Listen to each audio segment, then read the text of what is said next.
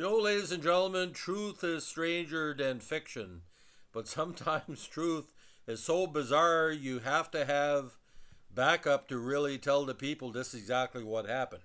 We've been talking about the Cincinnati Reds and the Big Red Machine in recent days, but one of them became the center of a major controversy. Now, Joe Morgan in March '88, while transferring through the LA International Airport, he was violently thrown to the floor, brutally beaten, handcuffed, and arrested by LAPD detectives who profiled him as a drug courier. He filed won a civil rights case in the LAPD and was awarded $540,000 in '91. In '93, a federal court upheld his claim that his civil rights had been violated.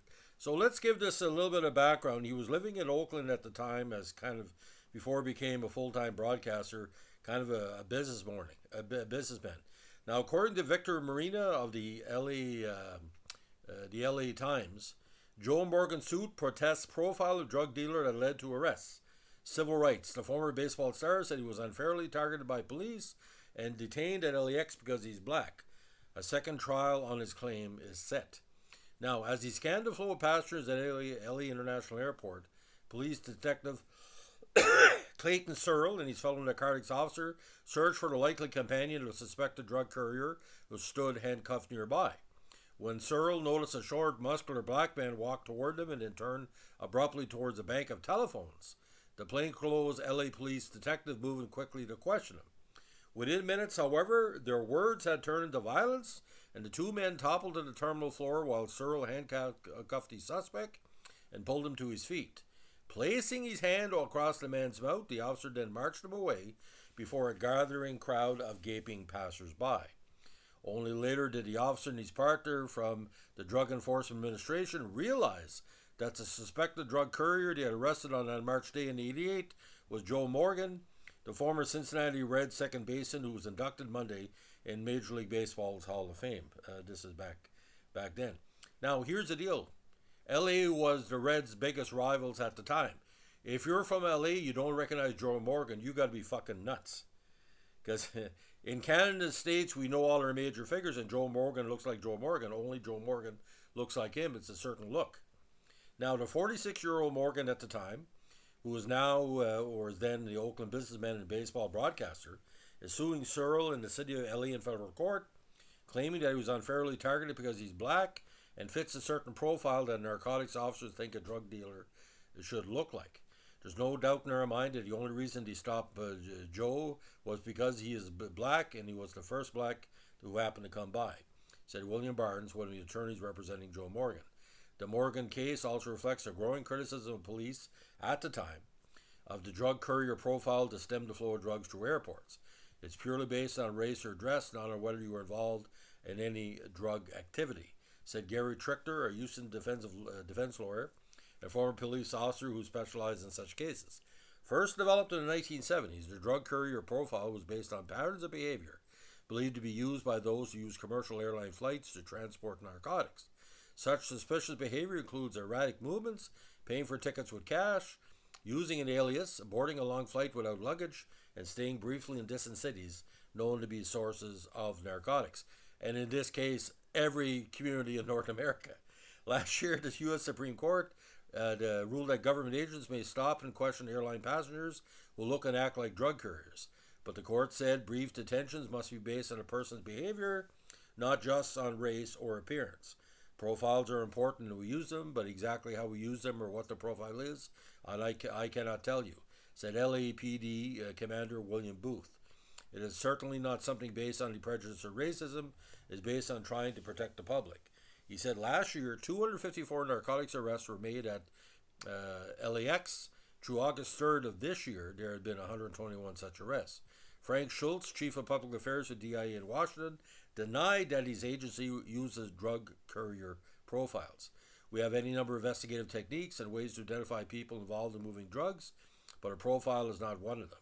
Neither Booth nor Schultz would comment on a Morgan lawsuit, which is scheduled to go for trial for a second time this month in LA. Morgan, at the time, was seeking unspecified damages, claiming that his civil rights were violated. Of course, he won the judgment for more than $500,000. Last April, a six-person federal jury rejected Morgan's case, But 2 months later, U.S. District Judge Mariana R. Felsler set aside the verdict after ruling that she had failed to instruct jurors that Morgan had been illegally detained by police. There isn't any possible other conclusion but that the stop was illegal, the judge concluded. It's like this. In a case like this, if someone was stopped illegally, you know how in 2024 you see these reels and saying, am I being charged or being detained? A lot of people of the modern era refer to this case because Joe Morgan was detained for no reason.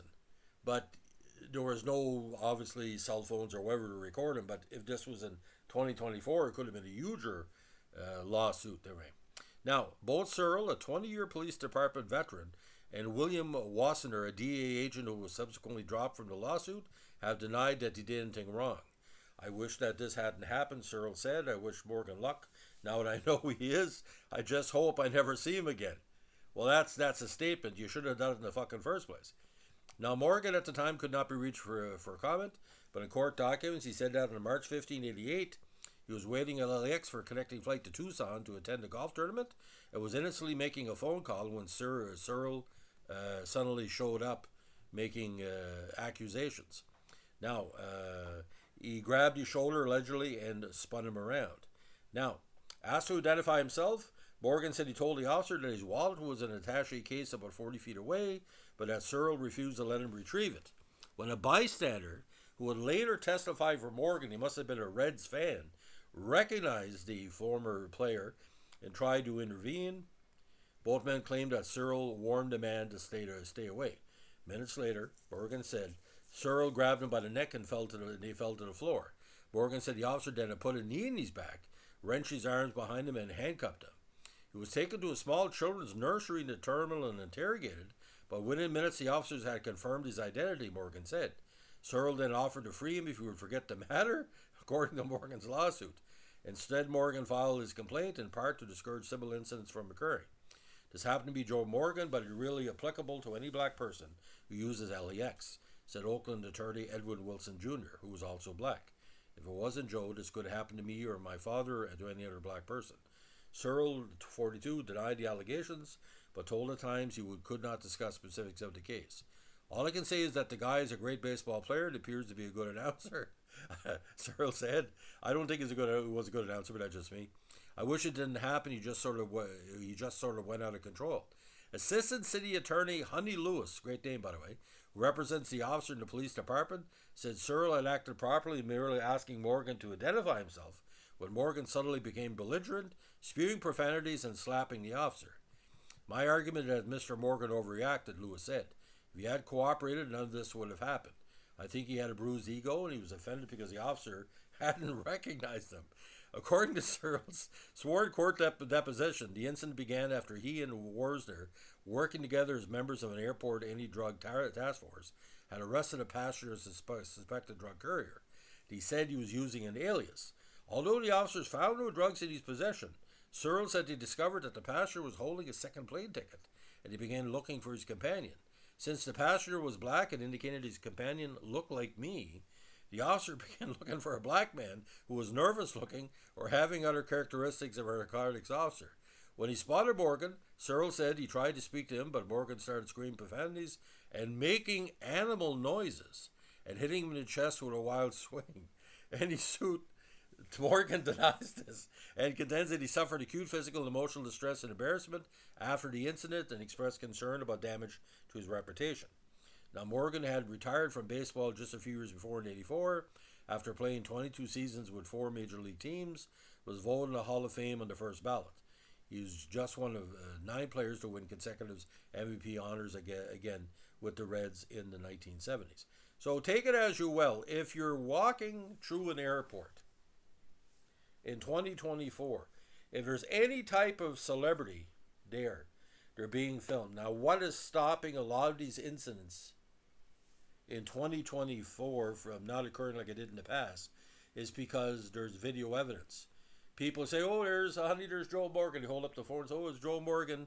You know, you were good with the Giants. You fucked up the Dodgers. Oh, you know, Joe, you're a bad announcer or whatever. He might have get heckled or praised.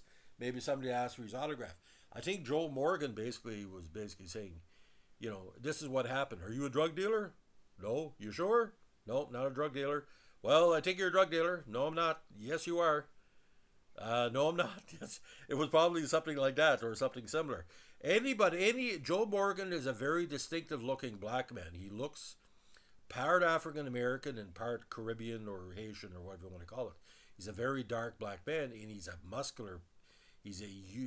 God bless him, he's dead now, but he was a huge, strong guy, built like a fucking brick shithouse, man. He was like a Greek god. He was strong. I mean, you can't play in Major League Baseball for 22 years, and he's always doing the arm, on the bat, the arm pump.